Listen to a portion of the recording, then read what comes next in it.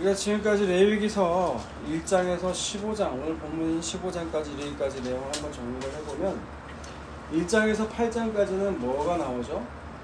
하나님께 제사를 드리려면 5가지 제사가 있는데 그 제사는 어떻게 드려야 되는 것인지, 또 이제 그 제사를 드리려면 또 누가 필요해요? 제사를 주관하는 제사장이 필요하죠. 그래서 제사장을 위임하는 위임식 장면이 그려지게 돼요. 그리고 이제 9장에 가서 첫 제사, 하나님께서 1장에서 8장까지 말한 제사를 제사 방법대로 그대로 처음 제사가 9장에서 이루어지게 돼요. 그리고 10장에서는 근데 문제가 발생하죠. 우리가 지난주에 봤던 나답과 아비후가 다른 불로 제사를 드렸다는 거예요. 그래서 무엇이 다른 불이냐라고 우리가 지난주에 말씀을 같이 살펴봤습니다. 여러분, 다른 불은 뭐라고 했죠? 다른 불은 하나님께서 말씀하지 않는 것들, 말씀하지 않고 내 편한 대로, 내 생각대로, 내 모든 것대로 하는 것들이 다 다른 불이라는 거예요. 그것이 다른 불이라는 거예요. 오늘날 다른 불에 나타나는 모습들이 뭐가 있냐? 신앙의 그 기복주의, 기복주의가 대표적인 것이죠. 그리고 신사도주의, 신사도, 이런 것들이 다른 불이라고 할 수 있을 거예요.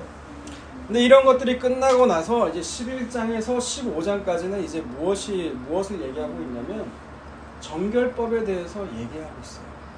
정결법. 이 정결법이라는 게 무엇이냐? 무엇이 부정한 것이냐는 거예요. 뭐가 부정하게 하나님 보시냐는 거예요. 그리고 그 부정한 거를 정결하게 되는 거는 어떻게 정결해지냐라는 거죠. 그래서 11장에 처음 등장하는 게 음식에 관한 문제가 나와요. 정한 음식과 부정한 것과 정한 음식이 무엇이냐는 거죠. 그런데 이 부정한 것과 정한 음식에 대해서 왜 부정하냐는 거예요. 그거에 대해서는 설명이 나올까요? 안 나올까요? 11장에 안 나옵니다. 여러분, 하나님이 정결하다고 하면 정결한 거예요. 사실 하나님 부정하다 하시면 부정한 거예요. 여러분, 이 부분에 대해서 믿음이 없게 되면 하나님의 하시는 일들이 이해가 되질 않아요. 네. 사람의 논리대로 이해가 안 돼요. 여러분, 가나안 들어갔을 때 그 젖먹이 어린아이들 다 죽이라고 했을 때 여러분 여러분 인간성 가진 휴머니주의자들은 그럴 걸 말할 거예요. 아니, 어떻게 그런 하나님이 이렇게 잔인할 수가 있느냐? 노약자, 어린이, 이 임산부들은 살려야 되는 거 아니냐는 거예요. 그런데 하나님의 관점에서 보면 하나님은 그렇게 하라고만 해야 되는 거예요. 그게 정의예요. 그게 맞는 거예요. 여러분, 가나안 들어갔을 때 그 원주민들, 그 안에 있는 우상에 관한 마음들을 완전히 다 치라는 거거든요. 사실 그게 없어야 된다는 거예요. 근데 그런 부분에 대해 우리가 확실하지 않으면 하나님이 하시는 일을 알지를 못한다는 거예요. 여러분, 정한 음식과 부정한 음식들 소개되어 있는 거에 그 차이를 잘 들여다보면 하나의 공통점이 있어요. 그게 뭐냐? 그 부정하다고 하는 음식들은요, 다 땅과 밀접하게 관련되어 있다는 거예요. 땅에 밀착돼서 살아간다는 거예요. 그러니까 이 말이 뭘까요? 너희들은 가나안에 들어가면 땅에 밀착된 채로 살아가지 말라는 거예요. 밀착된 채로 살아가서 안 된다. 땅과 떨어져서 사는 삶이 바로 정결한 삶이라는 거죠. 여러분, 그 11장을 통해서 정결한 음식과 부정한 음식에 대해서도 여러분 그걸 알 수가 있고요. 그 다음에 나오는 게 뭐예요? 12장에 산모, 아이를 낳는 게 부정하다는 거예요. 왜라고 나오는 것이 인간이 선악과를 먹은 모습이에요. 왜 부정할까요? 우리는 다 타락한 죄인이에요. 죄인이 죄인을 낳는 거 다 부정하다는 거예요. 그리고 2장에 걸쳐서 13장과 14장에 걸쳐서 나온 게 뭡니까? 나병이에요. 나병. 2장에 걸쳐서 이렇게 얘기한다는 건 그만큼 나병에 대해서 중요하게 생각한다는 거예요. 여러분, 우리의 인간의 그 나병이 뭡니까? 나병에 걸리게 되면, 문둥병에 걸리게 되면, 한센병에 걸리게 되면 상처가 나도 아픈지를 몰라요. 살이 떨어져 나가도 그게 떨어져 나가는 아픔이 뭔지를 몰라요. 여러분, 이것이 영적으로 우리가 죄를 지으면 죄를 지어도 아무렇지가 않은, 죄를 지으면 지을수록 우리 양심이 더뎌지는 그런 모습이 나병과도 같다는 거예요. 그런데 재밌는 건 뭐예요? 나병 환자가요, 정결하다고 정하다고 선언하는 게 나병이 온 몸으로 퍼지면 정결하다는 거예요. 나병이 조금만 있으면 부정하는데 나병이 전신에 퍼지면 정결하다고 선언하는 거예요. 이게 왜 그럴까요? 자기가 부정한 자임을 알라는 거예요. 부정한 자임을 아는 자들은 오직 누구께 나갈까요? 자기가 죄인인 걸 아는 사람은 예수님밖에 답이 없어요. 자기가 부정한 자임을 알면 예수님께로 나갈 수밖에 없다는 거예요. 그걸 나병 환자를 통해서 얘기를 하고요. 그 나병 환자를 진찰하는 게 13장이라면 14장에서는 나병 환자가 다시 자기가 깨끗하게 입었고 어떻게 정결해질 수 있는가가 나와요. 나오는 게 뭡니까? 새 2마리를 들이라는 거예요. 한 마리는 흐르는 물 가운데 잡아 죽이라는 거예요. 그리고 한 마리는 살려보내는 거예요. 그게 뭐를 뜻하죠? 반드시 죽음, 희생이 필요하다는 거예요. 그래야 다른 한 마리는 살 수 있다는 거예요. 우리가 예수 그리스도의 죽음을 통해서 우리가 비로소 살아갈 수 있다는 것을 그림자처럼 보여주고 있는 거예요. 그리고 또 한 가지의 모습이, 신기한 모습이 있어요. 피를 바르는데 나병 환자에게 그 드려진 제물에 피를 바르는데 오른쪽 귓부리와 오른쪽 엄지손가락, 오른쪽 엄지발가락을 다 피를 찍어 발라요. 그런데 여러분, 이 모습이 한 번도 나온 적이 있어요. 그 전에 어디에서 나왔을까요? 오른쪽 귓부리, 오른쪽 엄지손가락, 엄지발가락을 삐르는 게. 네, 제사장의 위임식에서 그렇게 똑같이 해요. 여러분, 이것이 뭘 뜻해요? 나병 환자가 깨끗해지려면 부정한 자가 정결한 자가 정한 자와 합치된다. 합체? 부정한 자와 정한 자가 함께 덮어 쓰여져야 된다는 거예요. 네. 그 말은 뭐예요? 예수 그리스도와 우리가 합해져야 우리가 정결함을 입을 수 있다는 거예요. 그렇다면 오늘 마지막으로 부정한 자가 뭔지를 나오는 것이 바로 유출병이에요. 유출병. 오늘 본문 15장 2절과 3절을 보면 이렇게 나와 있어요. 이스라엘 자손에게 말하여 이르라. 누구든지 그의 몸에 유출병이 있으면 그의 유출병으로 말미암아 부정한 자라. 그의 유출병으로 말미암아 부정함이 이러하니 곧 그의 몸에서 흘러나오는지 그의 몸에서 흘러나오는 것이 막혔든지 부정한즉. 네, 이렇게 나와 있는데 과연 유출병이 뭐냐는 거죠. 직접적으로 얘기가 안 나와 있어. 유출이라는 거는 뭐라고 나와 있냐면 끈적끈적한 액체를 말한대요. 그러니까 몸에서 흘러나온 그 분비물들을 얘기한다는 거예요. 그런 땀도 될 수가 있고요. 여자의 그 생리가 될 수 있고, 남자가 정액, 남자의 그 사정하게 나오면 그 정액이 될 수도 있고, 이런 모든 것들이 다 유출이라는 거죠. 몸에서 흘러나오는 것이 유출이라는 거예요. 근데 이 2절과 3절을 그래서 새 번역은 어떻게 번역을 했냐면 이렇게 번역하고 있어요. 어떤 남자가 성기에서 고름을 흘리면 그는 고름 때문에 부정하다.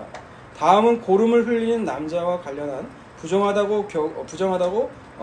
경우 밝힌 규례이다.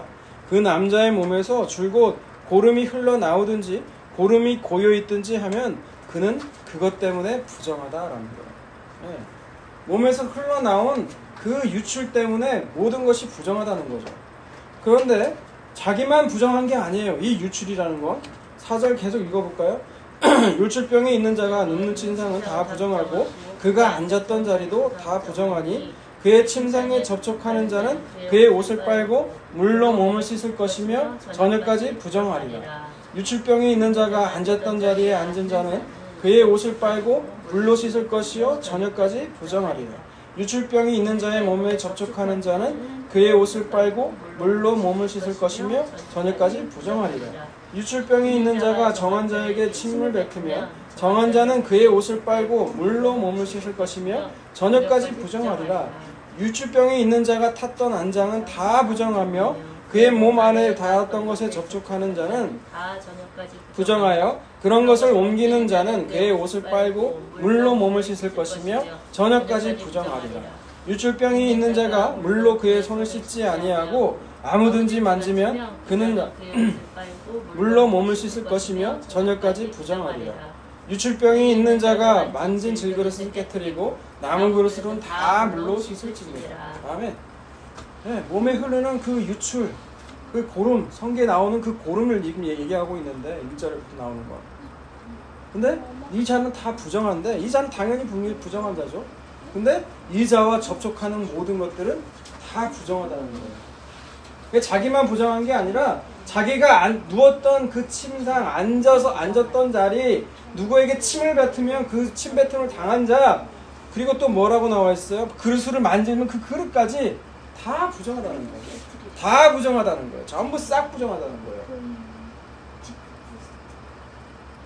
그걸 지금 그게 유출병이라는 거예요. 여러분 유출병에 걸리게 되면 여기 보면은 좀 신기한 게 있어요. 13장, 14장 나병과 관련돼서. 그 점이 뭘까요? 제사장에게 가서 진찰받지 않는다는 거예요. 이건 자기밖에 몰라요. 그 고름이 흘러나오는지는 자기밖에 몰라요. 자기밖에 모른다고요. 그러니까 그대로 있으면 다른 사람과 똑같이 살아갈 수 있어요. 아무렇지도 않게. 여러분 이게 무엇을 꼭 우리 같지 않습니까? 자기가 짓는 죄 알아요 몰라요? 알아요 몰라요 솔직히? 알잖아요 자기가 짓는 죄.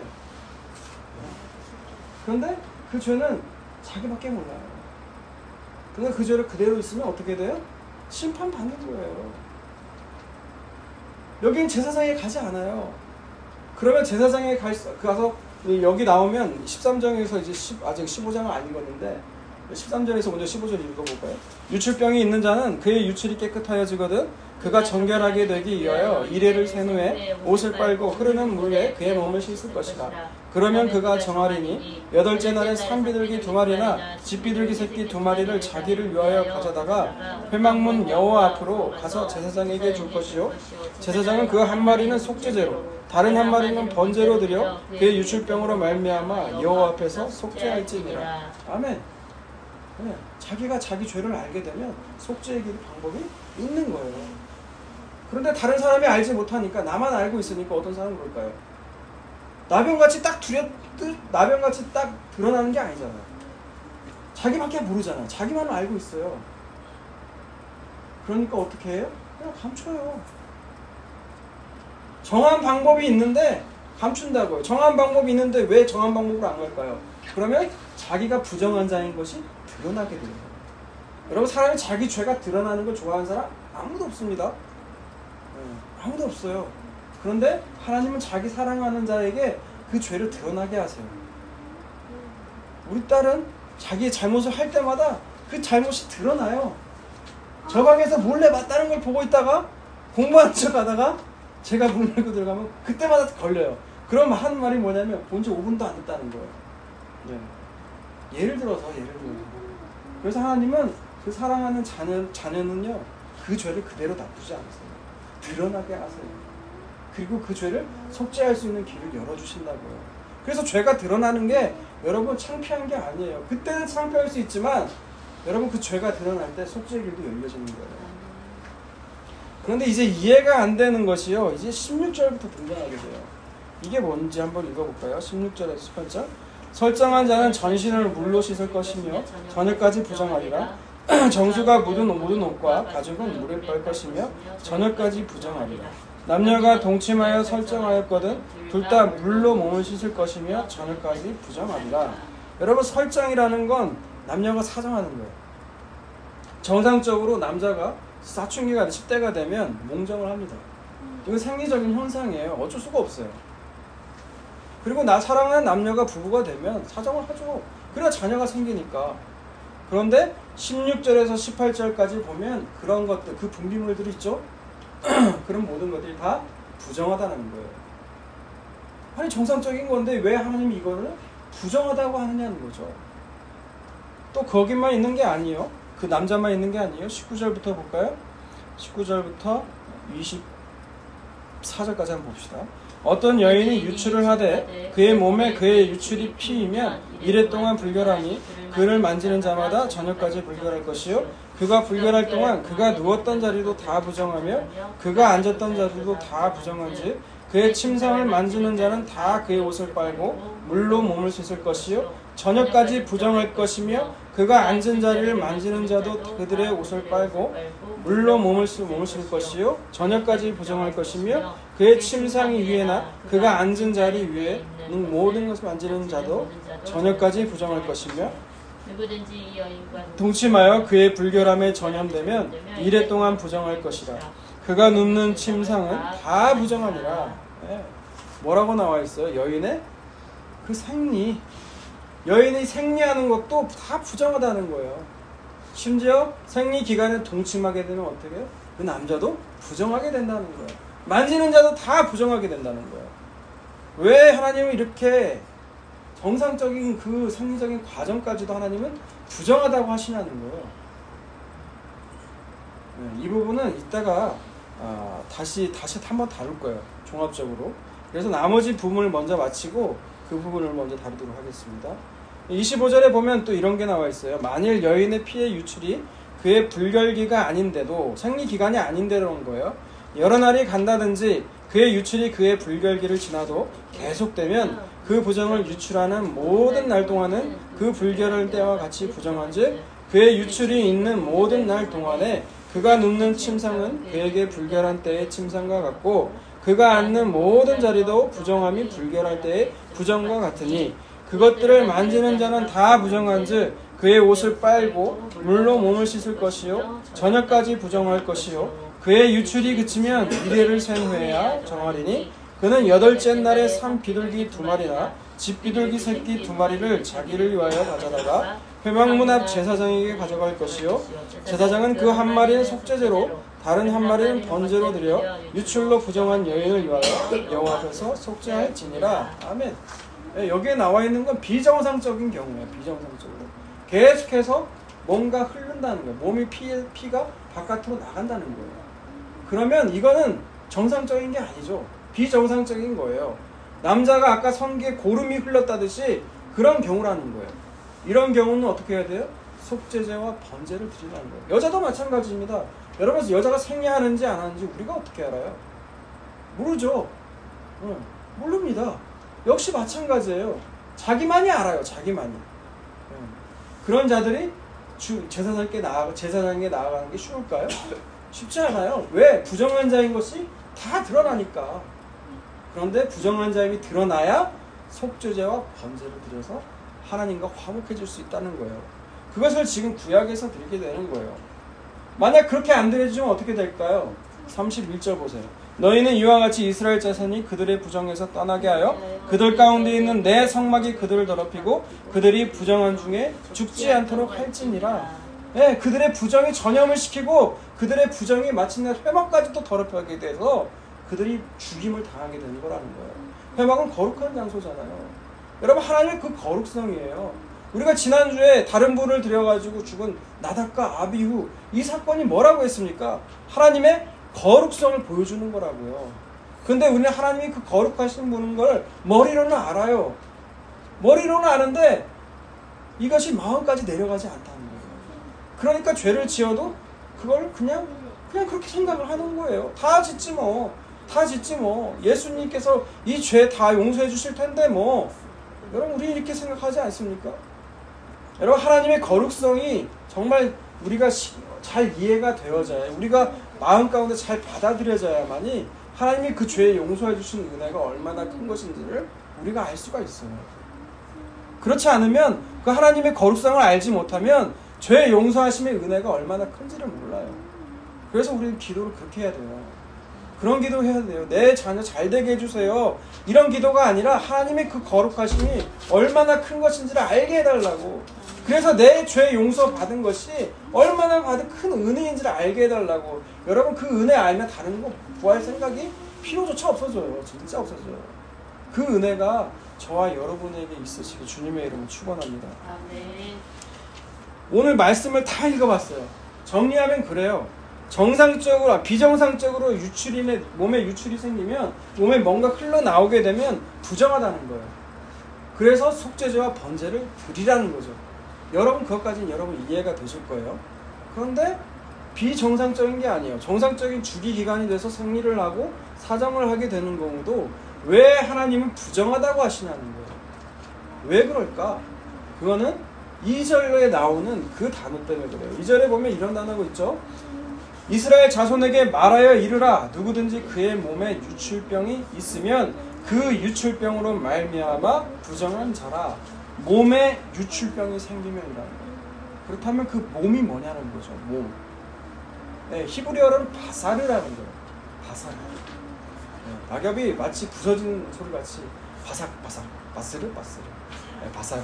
이 바사르라는 건데 여러분 속죄제 때 여러분 그거 보면서 이상하다는 생각 안 들었어요? 의문 같은 거?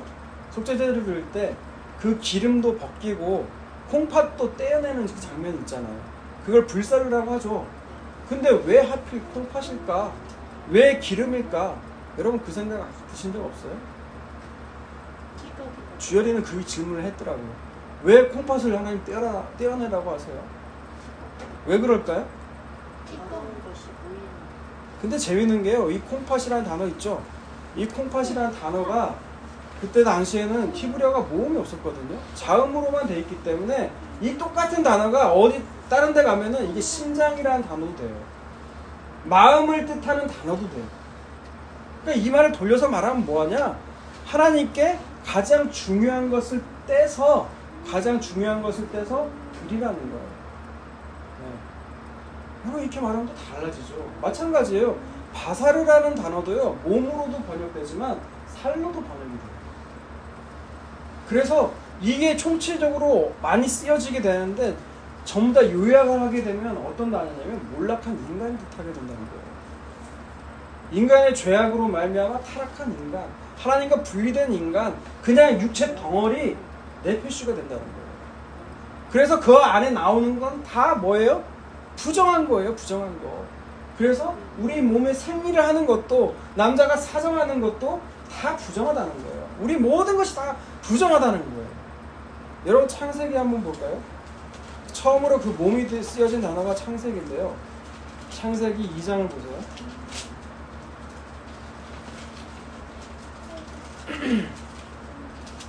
하나님이 아담을 만드셨죠. 근데 아담이 독초 혼자 있는 것이 안쓰러워서 하나님께서 하와를 만드셨다는 장면에서 그 말이 나오거든요.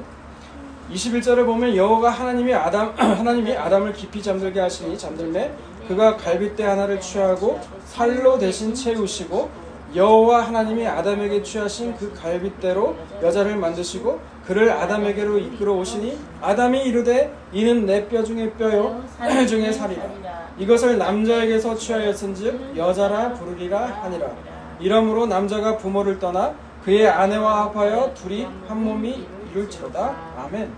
네, 여기는 처음으로 그 여자의 탄생, 그걸 얘기하고 있는 거예요. 남자가 혼자 있는 것이 보기 안쓰러우니까 하나님이 아담을 잠들게 했다는 거예요. 잠들게 해서 뼈를 하나 꺼냈다는 거죠. 갈빗대로.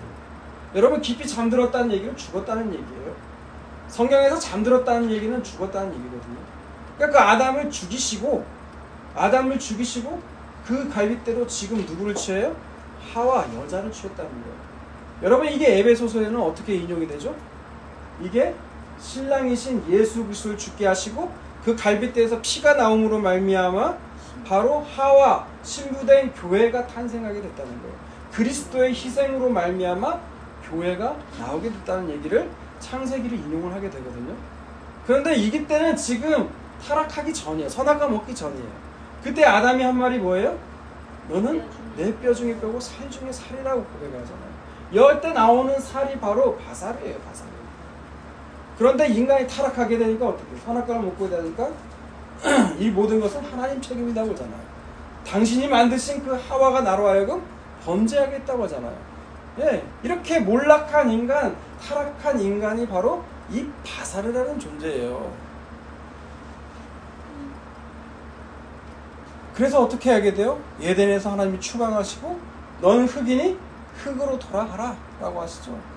그게 뭐예요? 바사르예요. 바사르. 흙으로 돌아갈 수밖에 없는 존재, 부정한 존재, 그것이 바로 바사르라는 거예요. 근데 창세기 6장에 가면 이게 점점 죄의 모습이 무엇인지, 바사르가 무엇인지 구체적으로 드러나게 돼 있어요. 6장은 노아 홍수 이전의 사건을 얘기를 기울인 거예요. 6장 1절부터 볼까요? 사람이 땅 위에 번성하기 시작할 때 그들에게서 딸이 나요. 여러분 6장 이전에 어떤 사건이 벌어지죠? 아담과 하와가 에덴에서 추방하고 가인과 아벨을 낳게 되죠. 근데 그 가인이 아벨을 돌로 때려 죽이죠. 그래서 하나님이 어떻게 해요? 아벨 대신에 셋이라는 아들을 다시 주세요. 그러니까 여기 나오는 그 2절에 나오는 2절 읽어볼까요? 하나님의 아들들이 사람들의 딸들의 아름다움을 보고 자기들이 좋아하는 모든 여자를 아내로 삼는지라. 이때 하나님의 아들들이 누구냐? 바로 셋 계열이에요. 셋의 후손들이에요. 그러면 사람의 딸이 누굴까요? 딸은 바로 가인의 후손들이에요. 여러분, 가인이 추방되고 나서 뭘 짓죠? 성을 지어요. 성을 짓고 나서 도시 문명을 만들기 시작해요. 그러면 셋의 후손들은 뭘 했을까요? 그냥 떠돌아다녔어요. 떠돌아다니니까 어땠을까요?